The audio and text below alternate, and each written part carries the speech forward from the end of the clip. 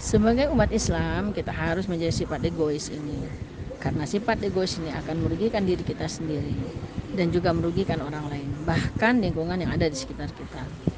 Ada beberapa hal akibat kita memiliki sifat egois ini. Apa ya? Akibatnya ya atau bahaya jika kita punya sifat egois. Yang pertama adalah merusak tali persaudaraan. Karena kita tahu sifat egois ini hanya mementingkan diri sendiri dan tidak mempedulikan orang lain. Yang kedua, bisa memutuskan hubungan silaturahim dengan sesama. Kenapa? Nah, karena orang yang egois ini enggan untuk bersilaturahim dan suka jika orang yang bersilaturahim kepadanya. Jadi dia hanya menerima saja, sementara dia tidak mau untuk mendatangi orang lain. Kemudian yang ketiga adalah orang yang egois ini dijauhi oleh orang dan teman-temannya karena menimbulkan orang lain tidak suka. Jadi sikap egois ini kalau memang kita pertahankan, maka kita akan dijauhi oleh teman-teman.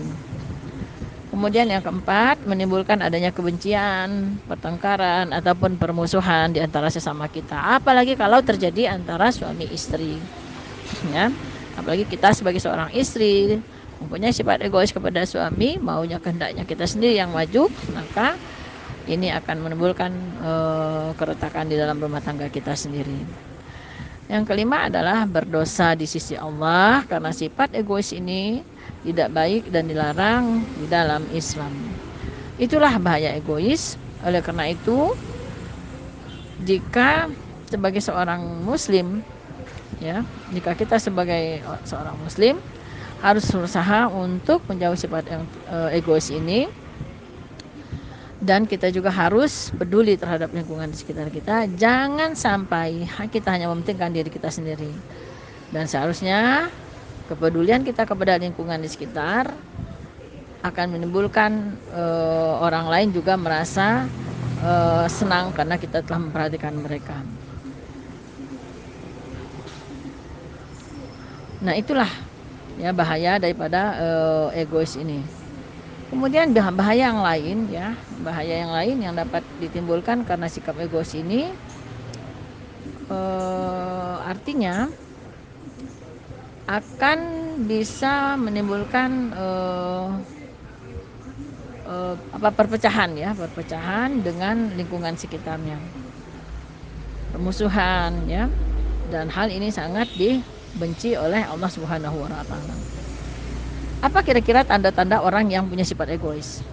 Yang pertama, orang yang sudah terjangkit dengan sifat egois ini selalu merasa sok tahu, merasa cukup pengetahuannya, pengalamannya, padahal sebenarnya dia sudah masih sangat kurang. Yang jadi masalah orang egois ini kadang-kadang sok tahu dan biasanya tak pernah mau menyadari di mana letak kesalahan dan kelemahannya. Nah, agar sadar bahwa kita terjebak dengan sifat egois ini ya, maka sebaiknya kita bisa melihat beberapa ciri-cirinya. Ciri yang pertama adalah orang egois ini tidak suka membaca. Orang egois biasanya sumber bacaannya sedikit sekali atau bahkan tidak pernah membaca. Selain itu dia juga tidak pernah mau membaca situasi lingkungannya. Mengapa? Karena dia selalu yakin dengan sudut pandang pikirannya dan dalam mengambil suatu keputusan dan langkah dia tidak pernah mengikuti masukan dari orang lain. Dia hanya mementingkan dirinya sendiri. Yang kedua, merendahkan orang lain yang tidak sepaham dengannya. Nah, orang yang egois atau orang muslim yang egois, siapa saja yang bertentangan dengan pendapatnya, segera ia menuduh mereka telah melakukan bid'ah, sesat, meremehkan agama dan sebagainya. Bahkan sampai melarang orang-orang lain melakukan amal yang caranya tidak lain adalah sehingga dia tidak tahu pasti apa yang dari pandangannya sendiri.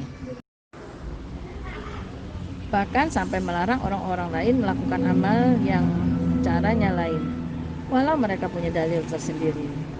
Ia menjadikan dirinya sebagai yang maha tahu.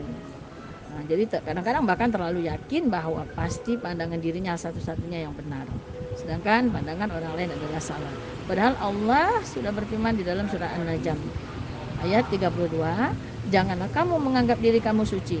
Dia lebih tahu siapa yang memelihara diri dari kejahatan-kejahatan. Nah, jadi itulah dia. Orang egois ini dia suka merendahkan orang lain.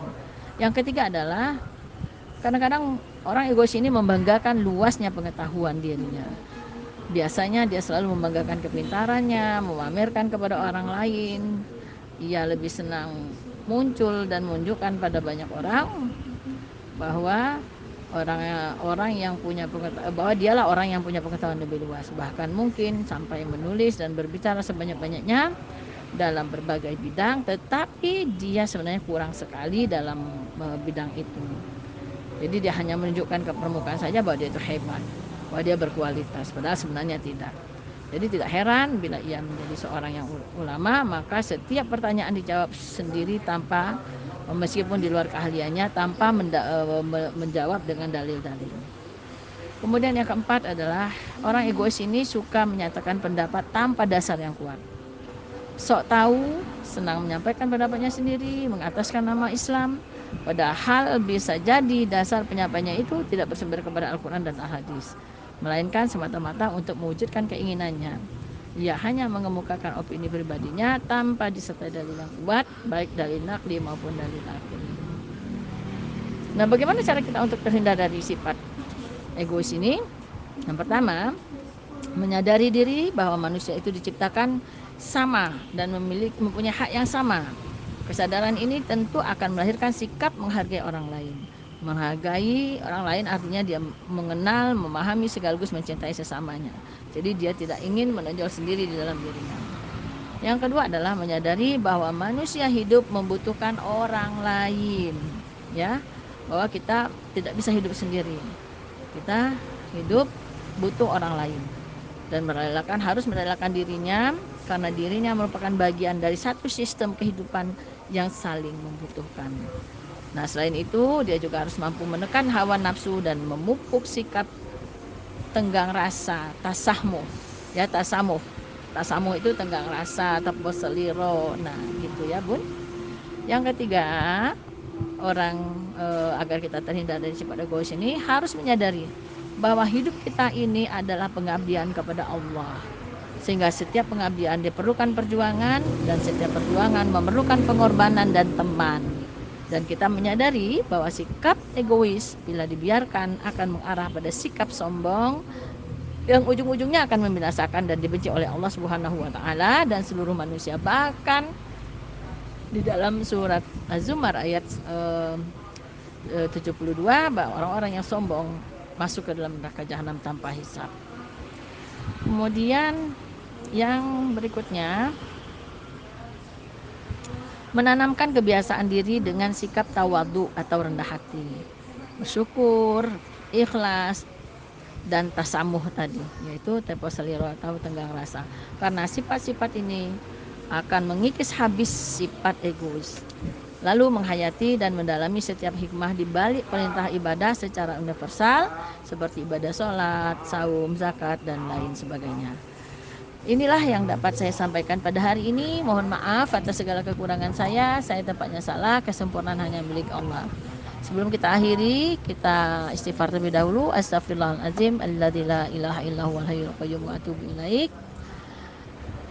Kita bacakan doa kifaratul majlis. Subhanakallahumma wa bihamdika asyhadu an la ilaha illa anta astaghfiruka wa atubu ilaik. Usikum binafsi habitaqullah wa billahi taufiq wal hidayah. Wassalamualaikum warahmatullahi wabarakatuh.